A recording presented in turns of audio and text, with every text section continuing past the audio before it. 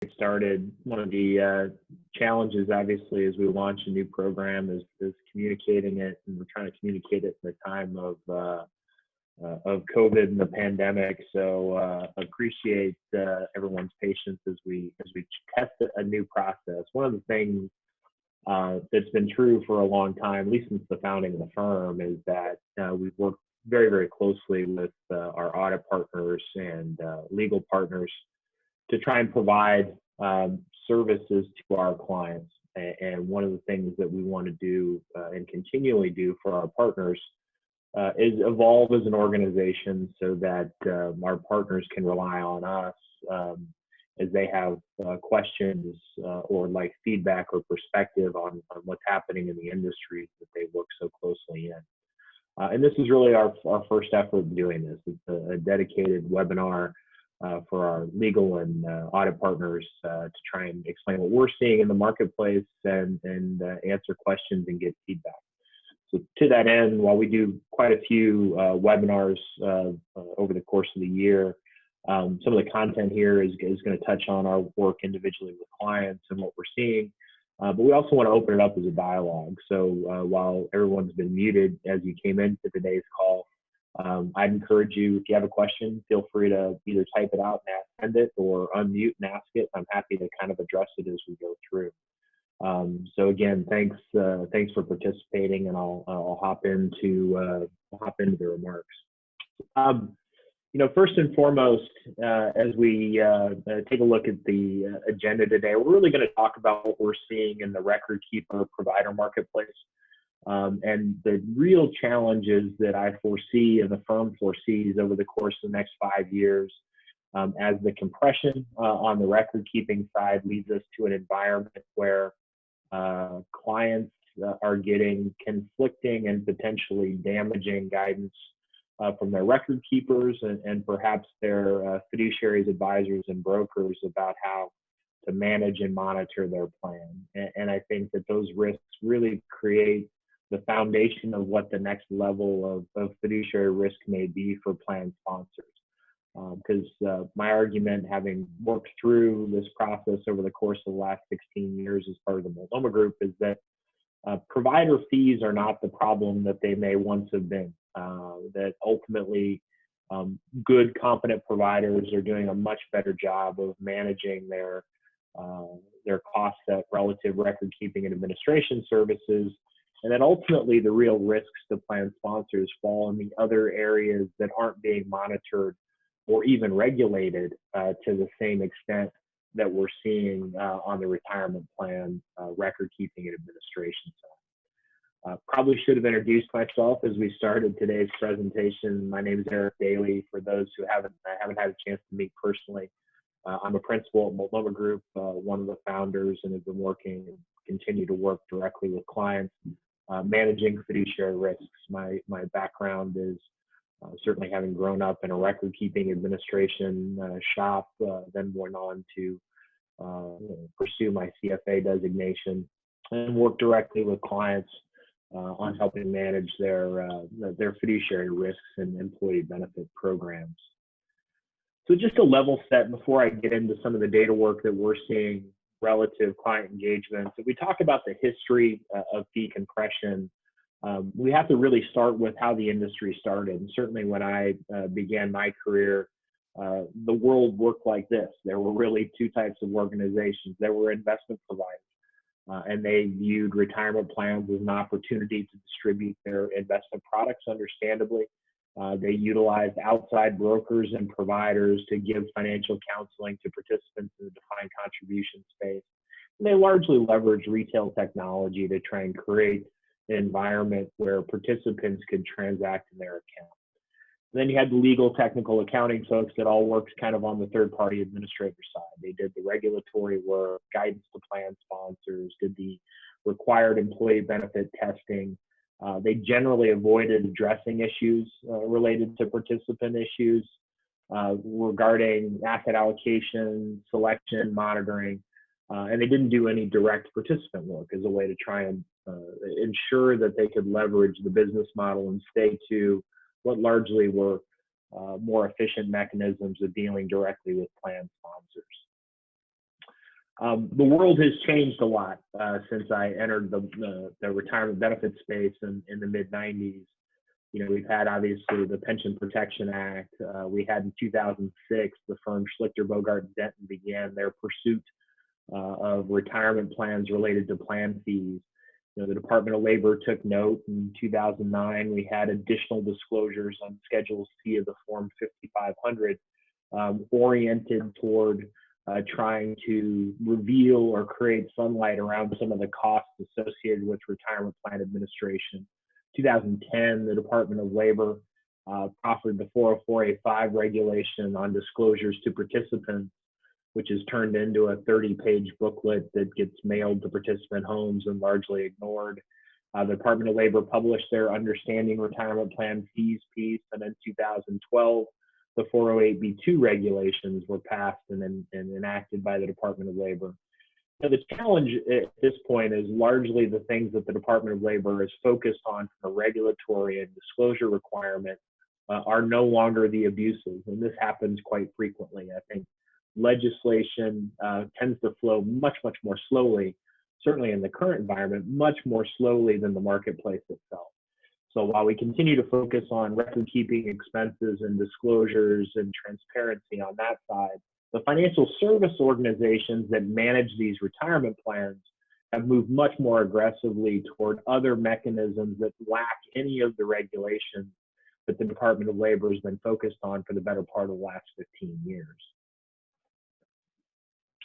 I would argue that the overwhelming change in the retirement plan record keeping administration practice has been a move to what we're calling retailification of retirement plans. The work of providing services to qualified plans is, you know, once upon a time was an industry unto itself. And I think ultimately the lines between the retail facets of managing money and accumulating money has been melded to or merged into the retirement plan administration piece.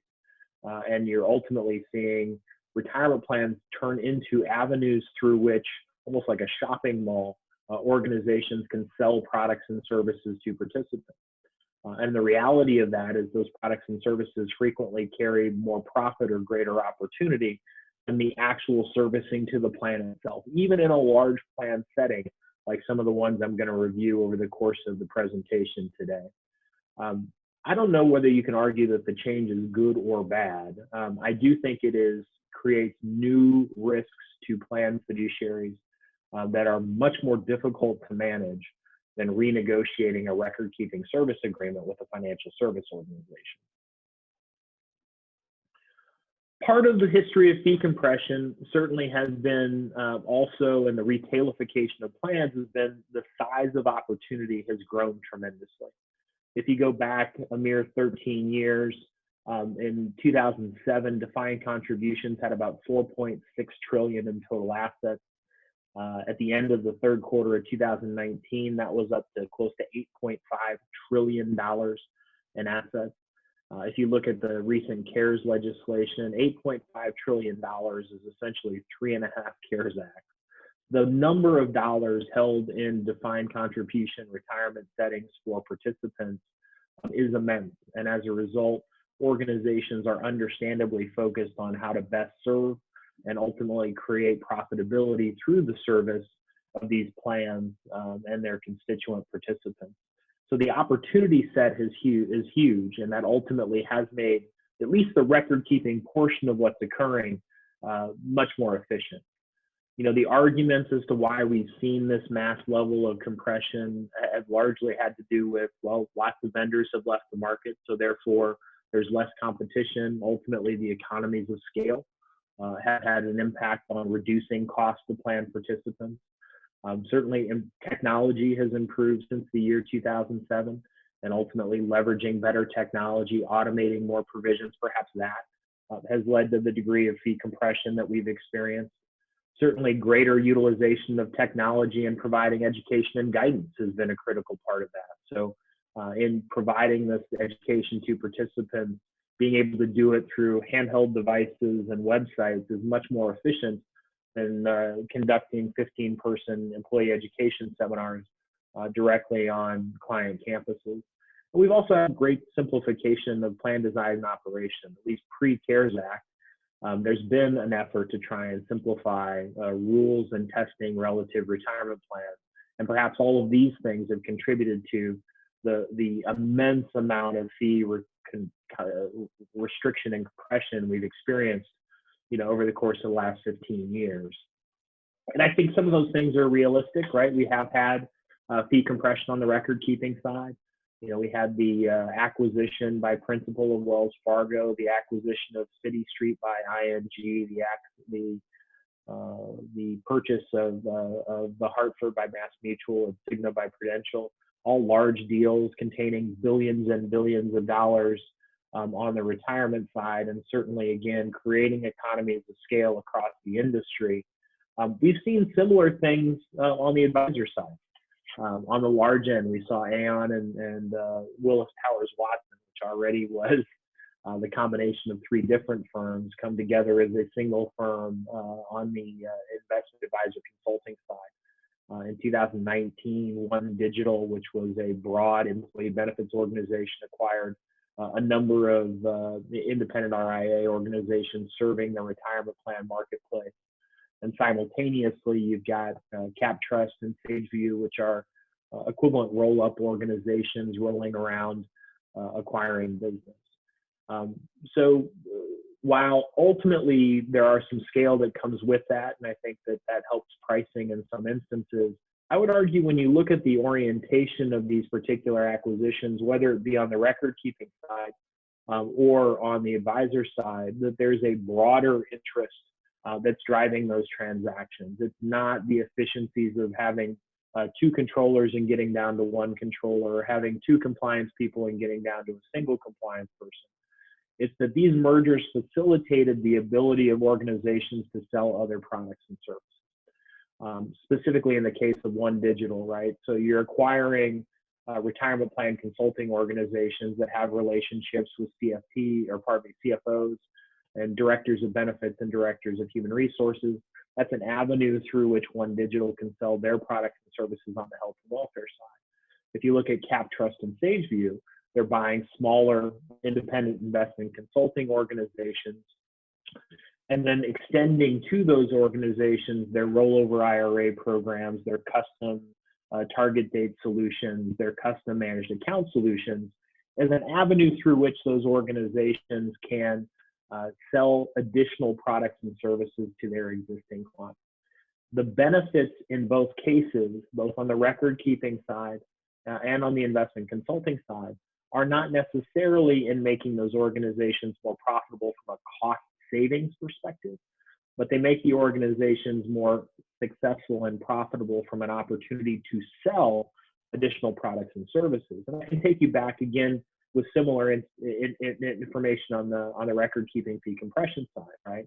You've got Wells Fargo, who largely didn't have dedicated retirement income products, didn't have an aggressive IRA rollover program, didn't have the ability to meet participants directly and sell ancillary products and services.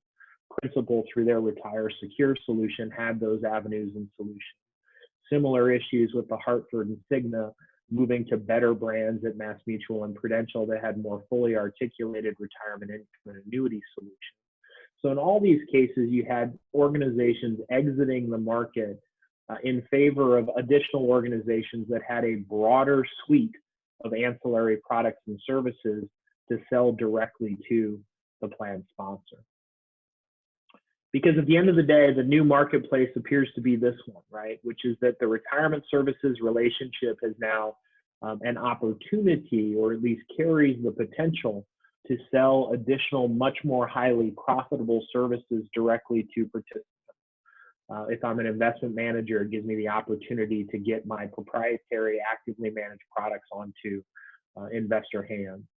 If I am any record-keeping organization, it gives me the opportunity to distribute managed account solutions through which I can sell to participants an additional cost for balancing and managing their defined contribution assets. For any financial service organization, the ability to accept IRA rollovers, defined contribution plans is by far the largest source of new IRA dollars in the marketplace. So having the relationship with the plan, either at a record keeper level or as a consultant level, provides me the best opportunity to capture the IRA rollover dollars on the other end. Clearly the organizations that dominate the defined contribution record keeping space are broad in scope, and as a result have a wide variety of additional products and services.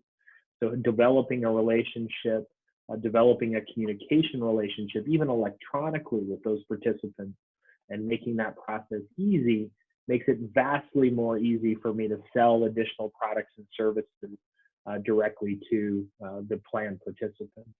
And last, and certainly not least, because I think this is the direction that the market seems to be moving pretty aggressively in, are the distribution of annuities. There's been a tremendous amount of academic writings, typically funded by insurance companies, talking about the benefits of annuitization to participants, at least from an academic perspective. And if you look at an $8.5 trillion defined contribution marketplace, the opportunity, even in a small sliver of that 8.5 trillion, to see participants annuitize has a tremendous potential impact, both to those selling annuities, but also obviously the insurance companies who administer those annuity type solutions.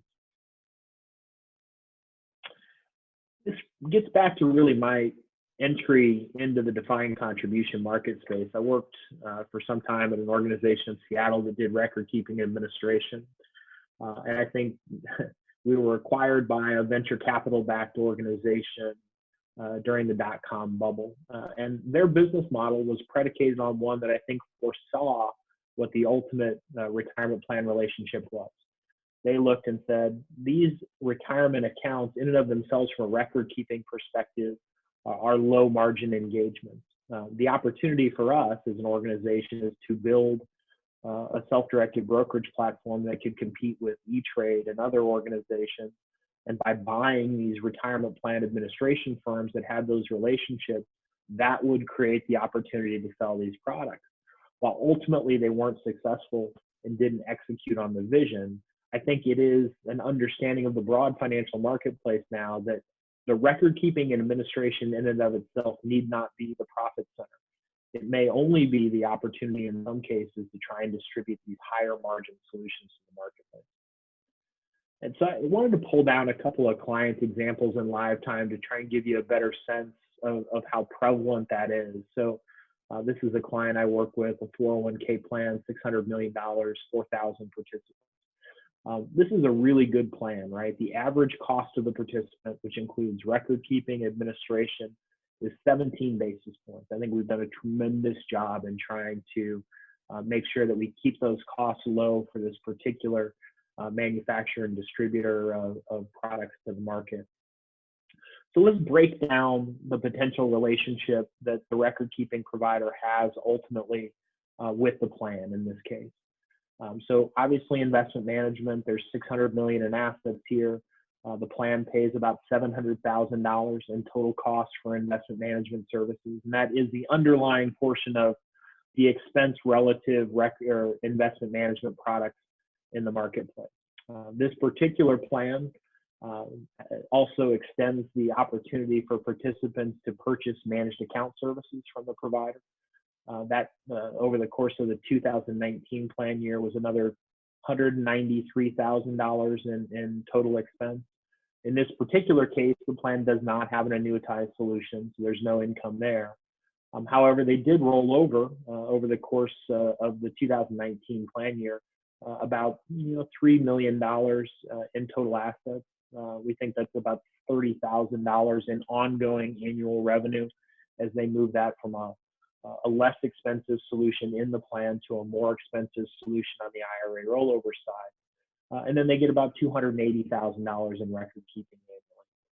And if we look at the relative attractiveness of the markets, right, investment management is probably the best industry to be in. Dollars go into the accounts. There's no additional labor extended.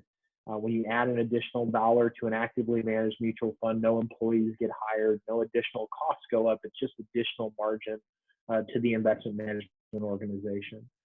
Managed accounts are very similarly high on the margin side, where you've got an automated solution that's already been built So every dollar of income that you collect off it is leveraging computers. It's not leveraging people. So again, very high margin. Clearly, annuitization is high. Once you purchased it, at that point, the money goes to the insurance company and they provide the distribution check. Again, a relatively automated process. IRA rollovers, somewhat less, certainly profitable from a margin perspective. There is effort serving the retail client, but still pretty attractive. Most retail clients don't interact directly with anybody individually and do so electronically. Certainly the opportunity to cross-sell depending on what you're selling creates some margin.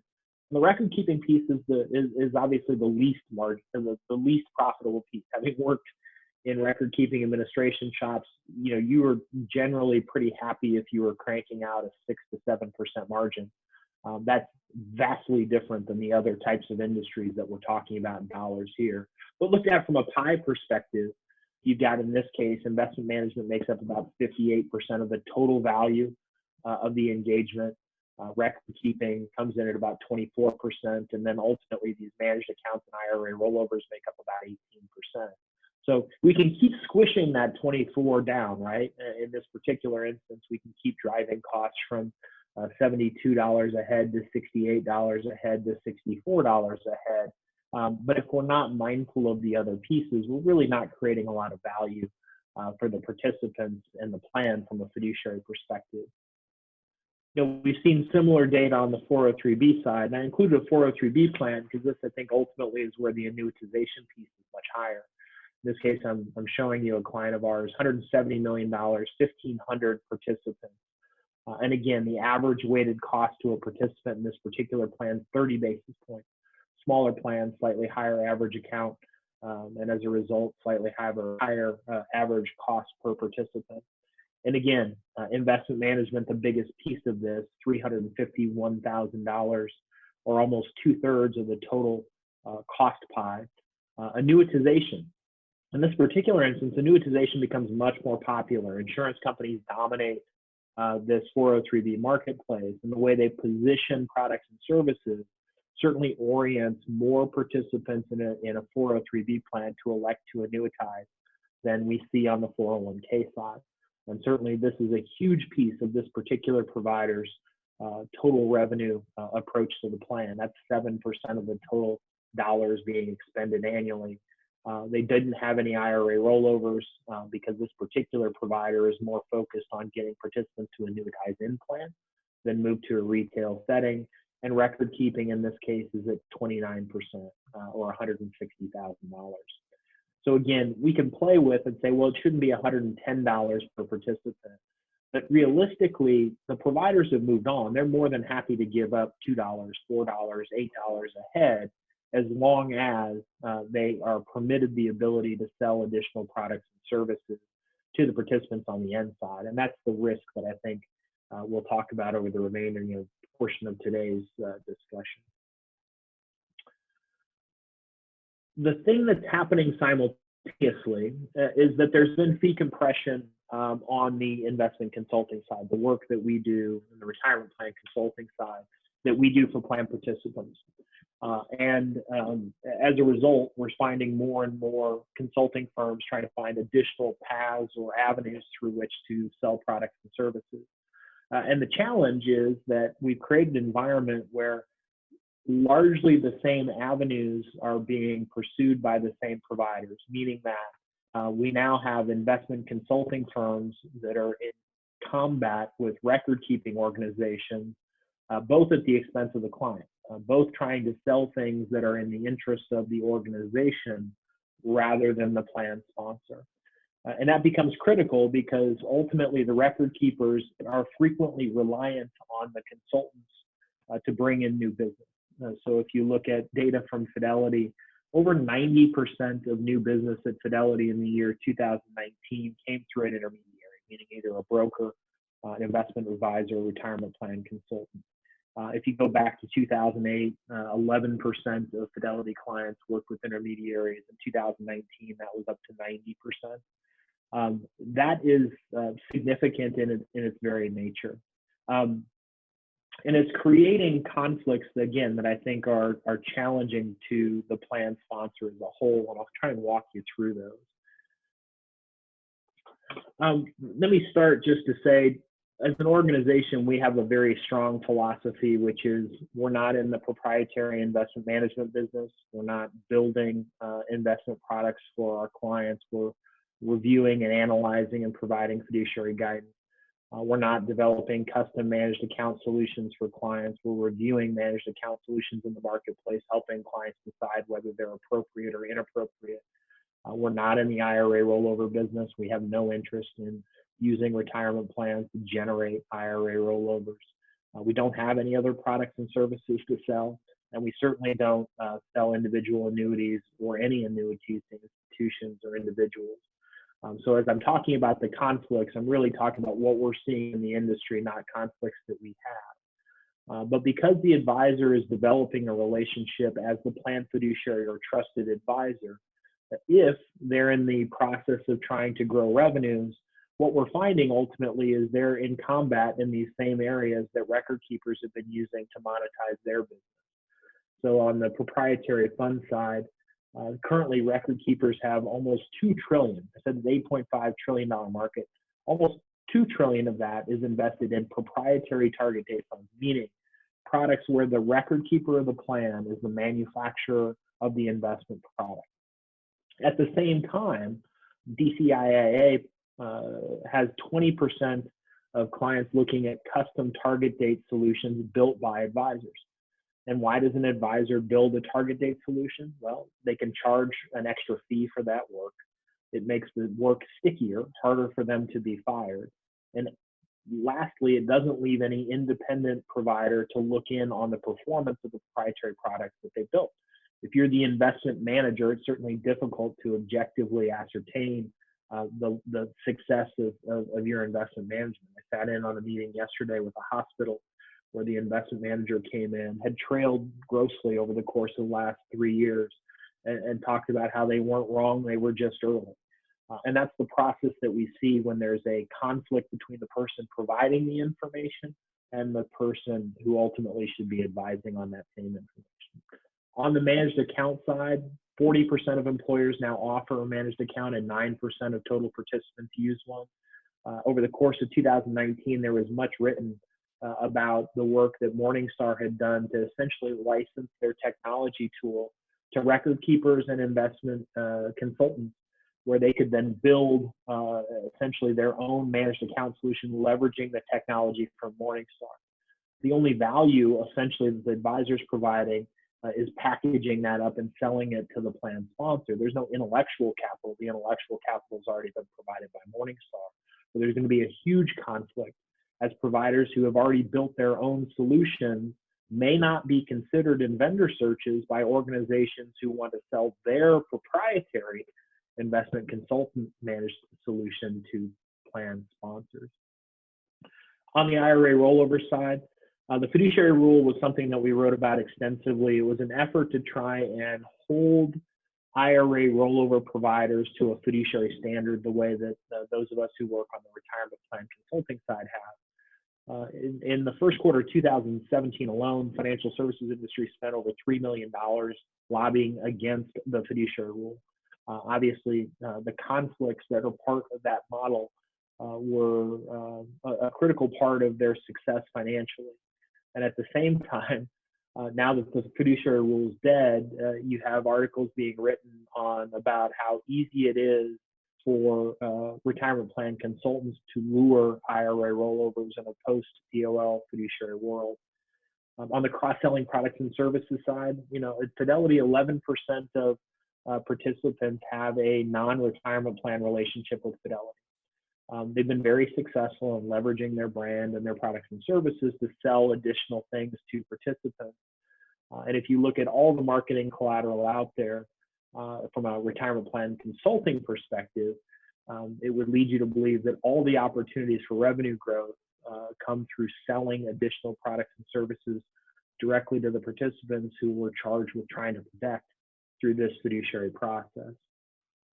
And last but not least, on the annuity side, the Alliance for Lifetime Income has been created by a number of largely insurance companies, although some other investment management organizations, to try and communicate the benefits of annuitization to participants. They've expended tremendous resources on this effort, including being the sole sponsor of the Rolling Stones U.S. tour for 2020. And if you look at it on the advisor or broker side, depending on your perspective, fixed annuity sales for 2019 were $1.4 billion.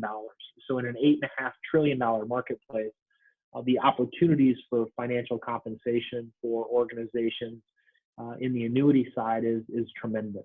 And I think, again, the challenge here is that from our perspective, the role of the fiduciary consultant is to monitor the service providers and be objective in providing counsel to clients relative to those solutions. So when a record keeper says, hey, we'd like you to evaluate our managed account solution to see whether it's appropriate for your plan, we can do that objectively because A, we have the resources and we're independent of the record keeper.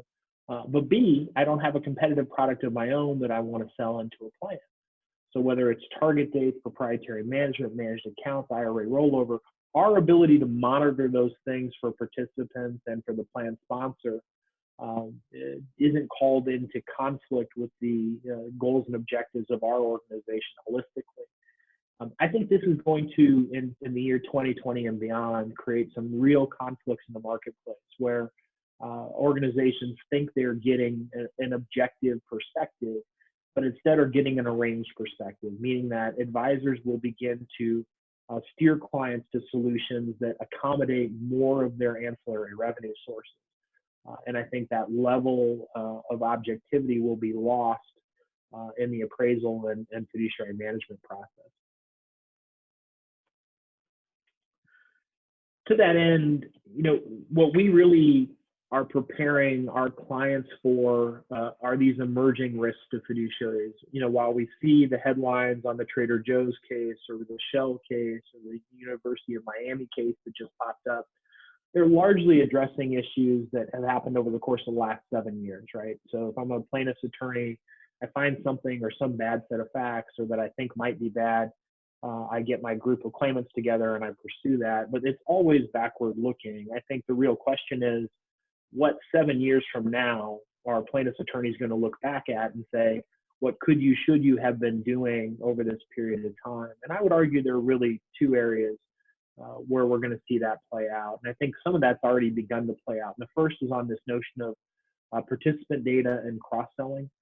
We've already seen the first claims against Vanderbilt, Johns Hopkins, Northwestern University, and MIT, where the claimants say, hey, you gave my data to the service provider. The service provider used that data to solicit me to buy products and services from their organization. And I think it'll be interesting to see how these cases play out. Largely, like so many of these cases, they'll either be dismissed or settled. And the challenge is every time they're settled, it creates a environment where, from a best practice perspective, there's a perception ultimately that the new settlement creates a standard by which all organizations need to adhere to. And I think that that's going to create some real challenges as we proceed and as I expect the breadth of these cases to expand. If I was to parade that out a little further, and what I'll spend my last few moments talking about are these digital fiduciary risks. There's been a lot written about the benefits of behavioral finance, and I think that many of those benefits have been clear and apparent. Automatic enrollment, nudges, auto increases, methods to automatically rebalance, anything that the industry has been able to do to rationalize efficiently getting participants to save at a rate that's adequate, getting them enrolled quickly, and making sure that they get an asset allocation that is at least reasonable given their age and proximity to retirement.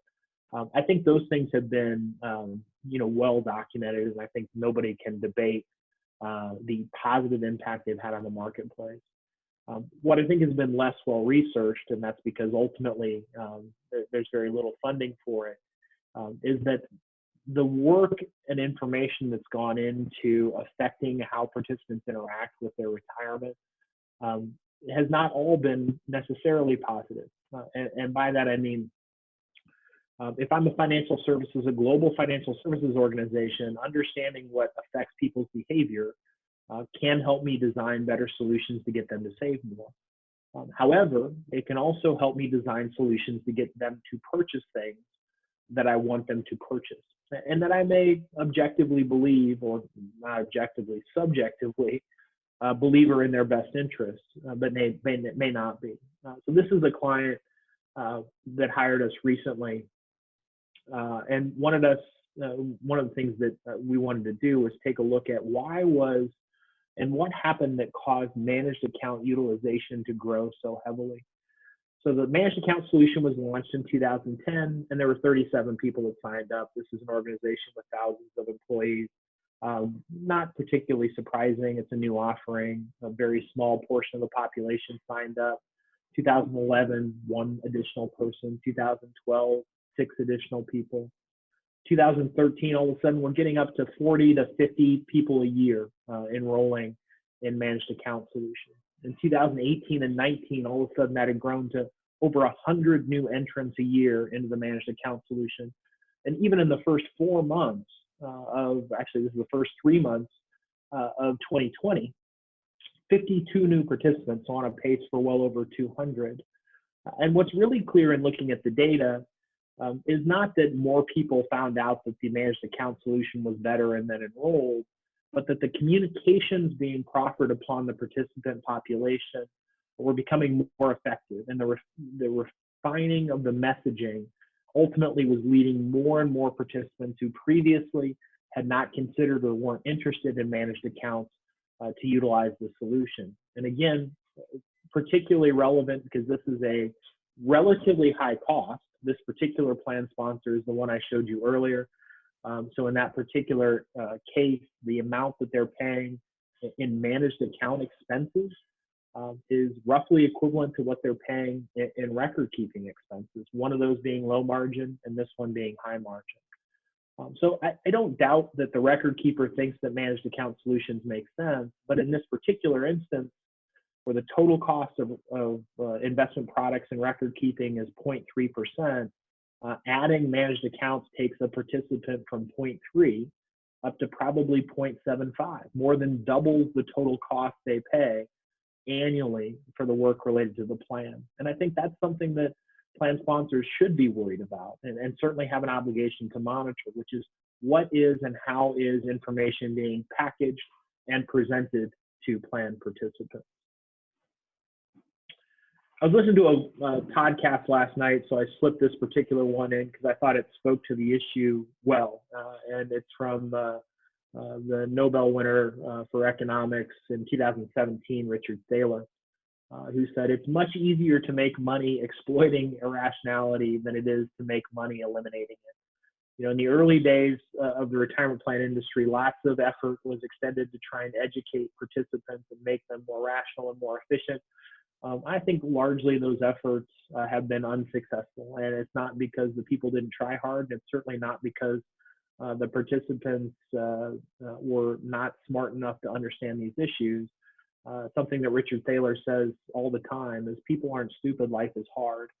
And I think that really relates to the retirement accumulation side. And I think the challenge that as more organizations are relying on the positive work that behavioral finance has driven towards savings rates and other aspects of retirement accumulation, I worry that the next phase, and not even the next phase, the one that we're currently in, is one where some of those nudges are being used both to benefit participants and causing them to save more and save at higher rates, but may also nudge them into situations where they do things that arguably are less rational than increasing their savings rate.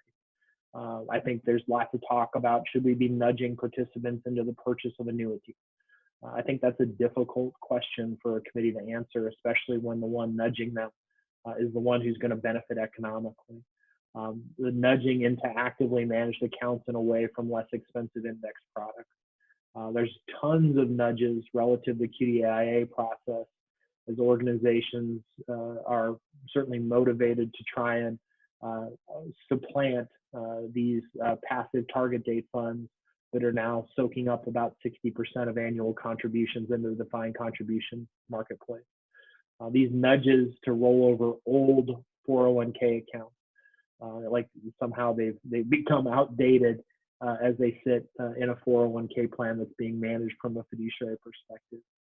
Why the 4% rule won't work anymore is also another nudge towards increased annuitization.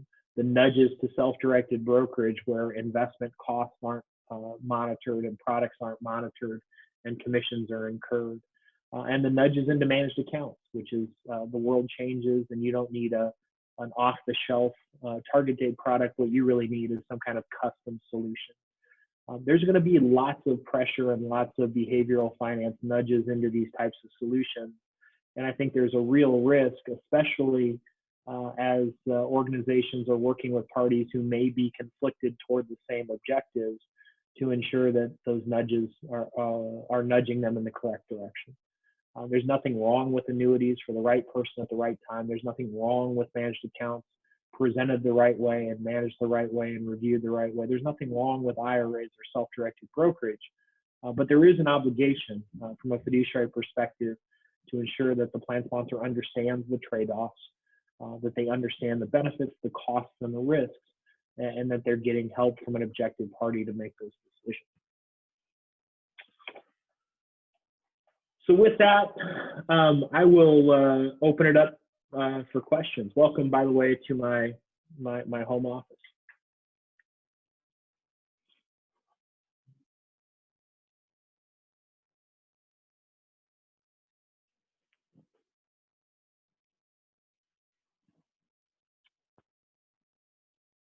Well, I want to thank everyone for participating today. We're going to continue to try these more detailed or immersive